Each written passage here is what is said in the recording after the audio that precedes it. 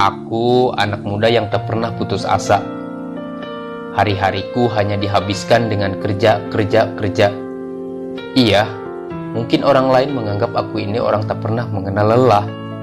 Semua itu aku jalani dengan ikhlas. Kawan, inilah ceritaku. Kepahitanlah yang kutelan saat ini. Rasa pahit menjadi manis, itulah hidup. Berjuang dulu baru menikmati hasil apa yang kita raih. Percayalah kawan, Tuhan Maha melihat mana yang kerja keras dan sungguh